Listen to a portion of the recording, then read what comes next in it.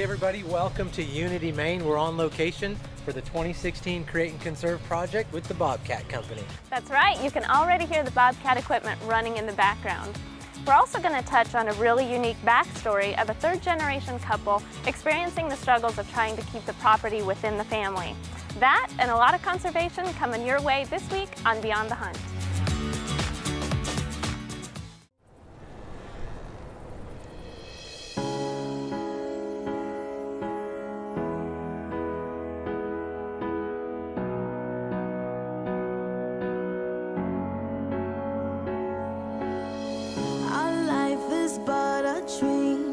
Or somewhere in between, not from some movie scene.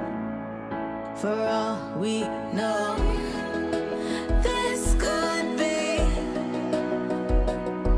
something amazing. So now we're gonna get it right and make it last forever and ever and ever. This time you and I.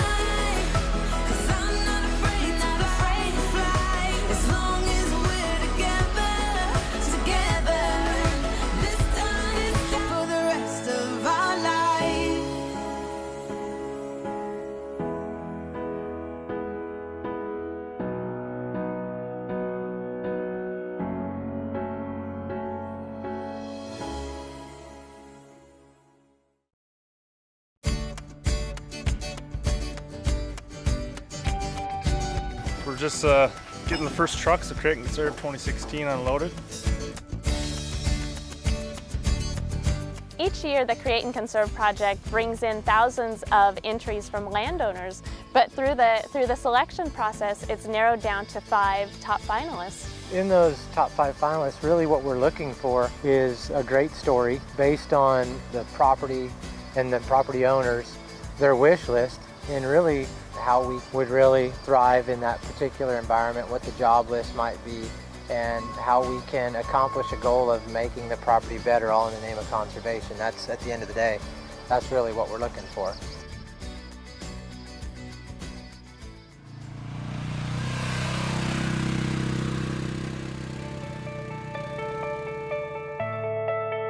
Congratulations. Thank you.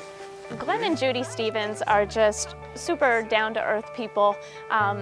We just appreciate the fact that they've opened up their property to all of us. Initially, it's definitely eye-opening, but they've been troopers helping us out with the project, bringing grandkids out and getting involved, and that's really what this is all about, is getting family in the future involved in conservation. Perfect. My grandfather bought this in 1960. I'm the 3rd generation to own it. Then my dad got it in 1979 when my grandfather passed. Then my dad passed in 2000, and now it's mine. And the next generation's coming along, hopefully to pass it along to my grandson.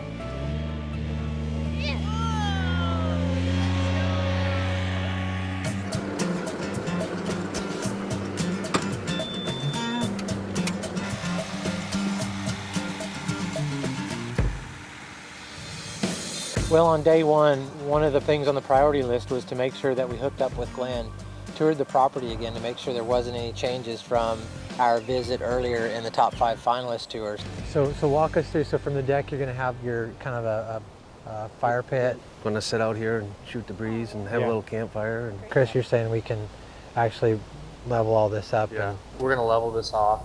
We're going to take these rocks that you see over here and we're going to move them over to the side until we get enough rocks, and then we'll make it kind of a half moon rock area so that we have a nice area for your lounging area. sounds good. Cool. Sounds like we got a plan. Then you've got a little bit of a lower lying water area kind of through here, and the food plot's going to go on the back side of that? Right, on the back side. More over towards those pines over there. Okay. And then up that way. Yep. So the idea is to sit here on the deck and look at the big deer and the food plot out across. I get it. That would be, I like your plan. Let's go look at something else. What do we got next? The pond? The pond. We'll be All right. around the Thanks, Dan. This is awesome. Face is getting redder.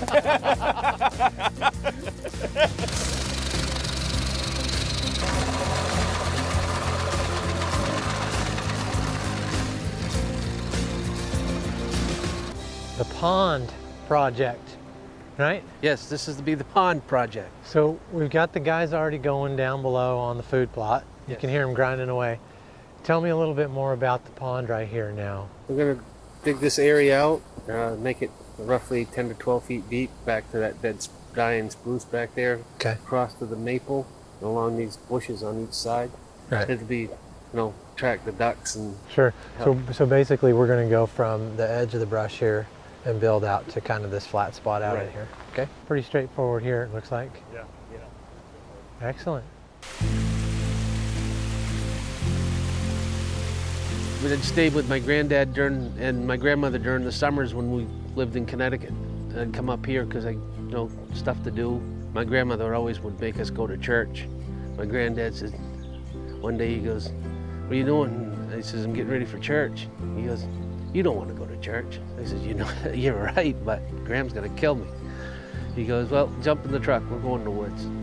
And every Sunday after that, this is where we went. So this is basically my church.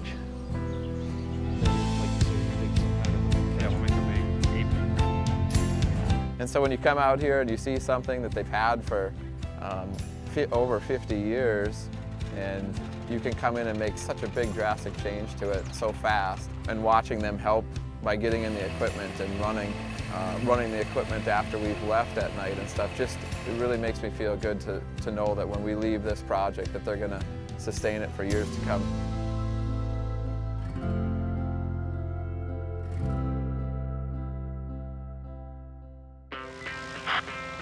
Yeah, I copy your Rick loud and clear. Over. Yeah, okay, over.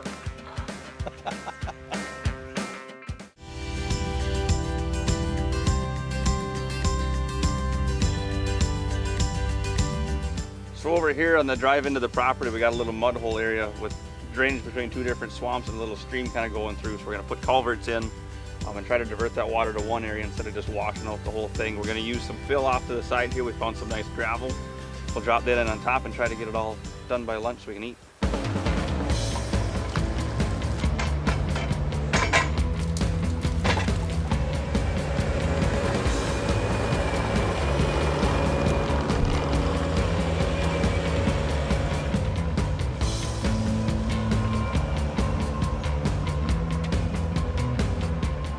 So if we could ditch this, then that'll lead us to the pond. That'll lead down to the pond. We can take that brush cat and just mold this.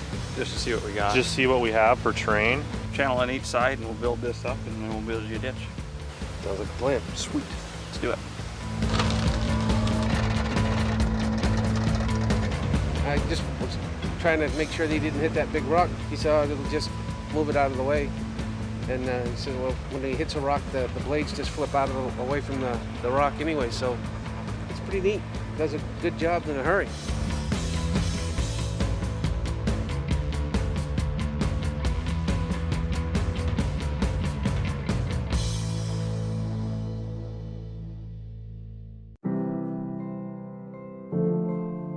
I always wanted a log cabin, and I figured the only way I was going to get the log cabin is to build it myself.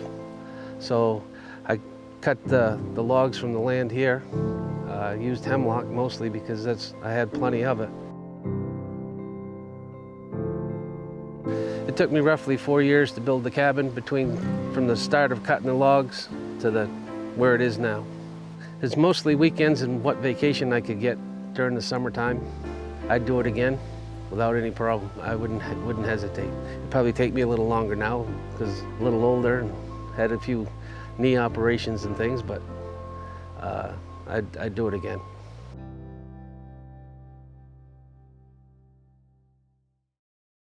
This is Michael J. Fox, the Fox Rocks Box Jr. broadcasting live from Unity, Maine. We're here at Create and Conserve 2016, and we're doing that's blowing your mind. Woo! Stay tuned. We're in a big hole. There's other awesome stuff. Stay tuned. Show. Yeah. Something like that. Yeah, I really kind of like that.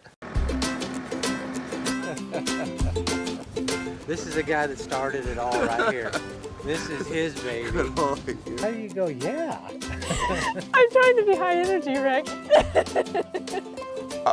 Serious. Good energy, good energy. Superstar! Easy there. Oh, she's boxing me out. Look at her, she's boxing me out. Ben, what do we got shaking on the pond now? Yeah, so basically we finished up the culvert up top and we got that water to come across the road instead of on it. That water, however, flows up into this pond, so we're gonna dig the pond out. So Cool. try to use the dirt somewhere else and keep as many of the trees intact as we can. Right on. I'll let you get after it. Sweet.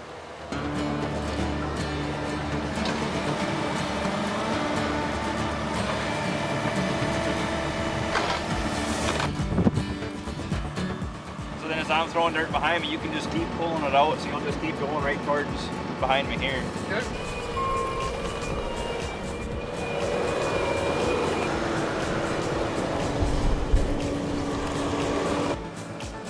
Conservation for Bobcat Company is leaving the ground better than it was when you first got here.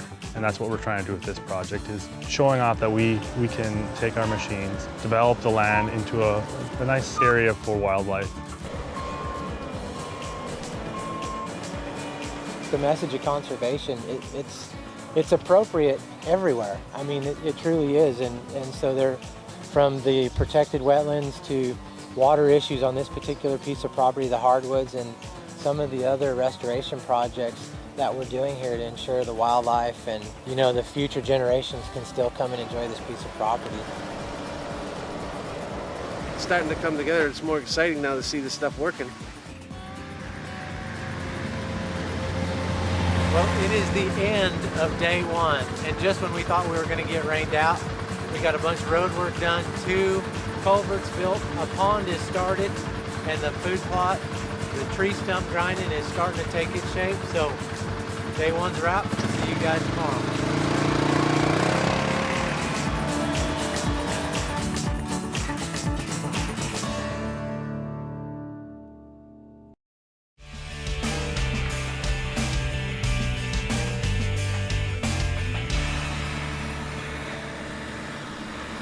So at this point we're going to do some erosion control. We did a lot of stump grinding and whatnot here off the cabin. Eventually we're going to make a fire pit and kind of a social area, if you will, gathering area. But in order to protect the wetlands over here, which are actually protected by the state, we're going to do a silt fence erosion control along it.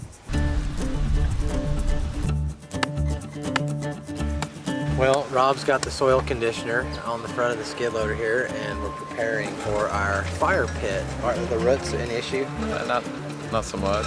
Just trying to get everything level. It's the thing that's consistent out here is that things level.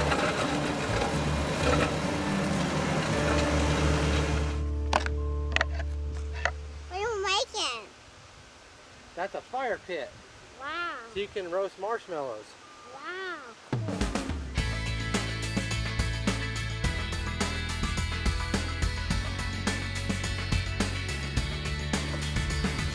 Sometimes it's good to have a little irregularity just so air can get to the fire through the rocks. Keep it burning hot. I think the cool thing is, you know what, a campfire, no matter where you're at, any time of the year, a campfire just draws everybody together. I know, like with Rick's family, wherever we go, we are sitting around a campfire. So that's cool that now Glenn can enjoy this one with his family. You're a good helper, Pumpkin.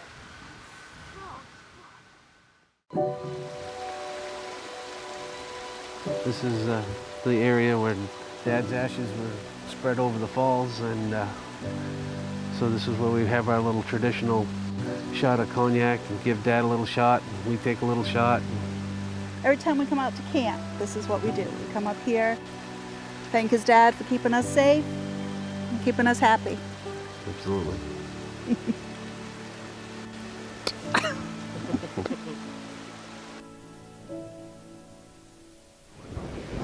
So right now I'm trying to clear some area for the food plot up here. I'm going to go around with the flail mower first to make a boundary around the outside.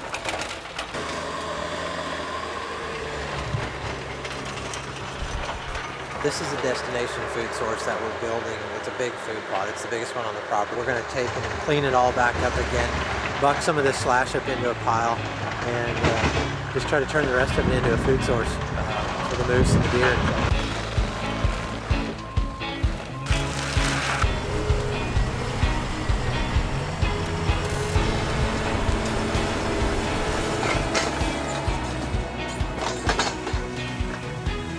So that's what you call the ripper right there.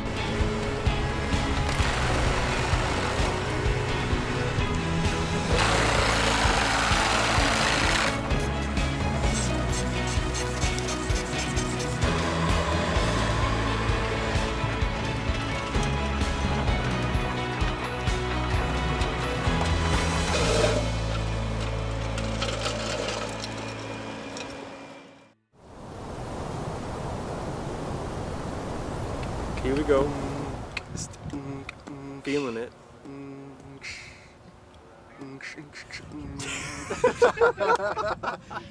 Dude, Aaron knocked it out. It was that brake beat that got you. I locked it up. You were ready for that same, and I would switch it up on you.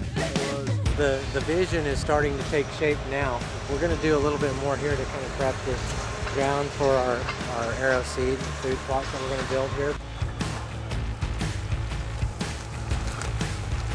I think the Beyond the Hunt with Rick and Julie and the Bobcat Company relationship is a really strong relationship. We're able to come out here for a full week and be able to transform the land in a conservation-minded aspect. Being able to show off our equipment, using Rick and Julie's knowledge base to really put the finishing touches on a landowner's property.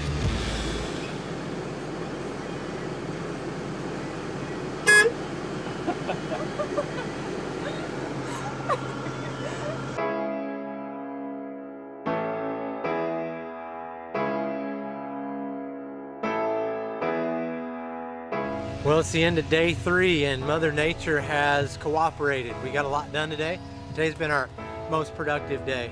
Tomorrow's our last day. It's a short day, but it looks like it's achievable, all the goals that we've got set on the checklist. So we're gonna get out of here for tonight. We'll see you guys in the morning.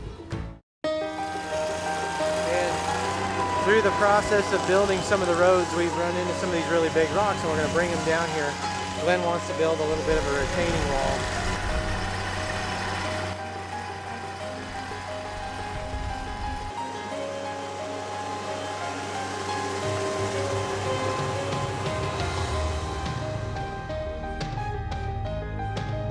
Well, this is one of the last plots that we've built on the project here. It's a staging plot that butts up right against a big bedding area on the backside of the property. We've also got another one behind me that goes up and over the ridge. These are 2 places the guys won't hunt, just providing some security and a good food source next to a bedding area. That's it. That's a wrap, guys. This is it. The last 2 plots are done. We're going to go load out.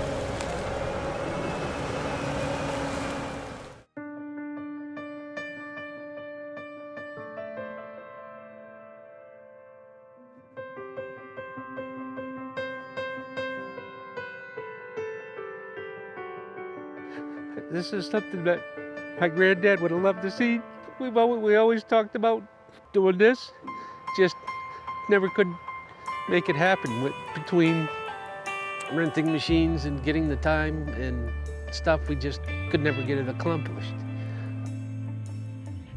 He was a good man, taught me a lot of stuff. Create and Conserve 2016 is officially a wrap, and I think you've really been able to see what the Bobcat machines can do in such a short amount of time. I do have some other products here that some of our other sponsors are gracious enough to donate to the cause, and also we've got another surprise here. This is from our good friend Zach Guy at Appalachian Antique Hardwoods out of North Carolina. We thought it would go well in the cabin. So here's to a wrap on 2016 Create and Conserve. Congratulations, Glenn and Judy Stevens. Congratulations.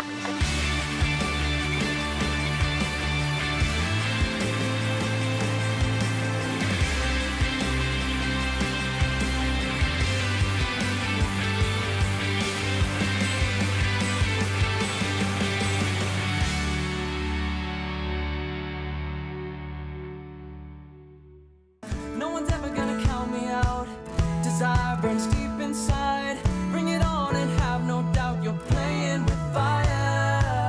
Who are you? Some days you win, some days you lose. Yeah, everybody's got something to prove. Oh, some days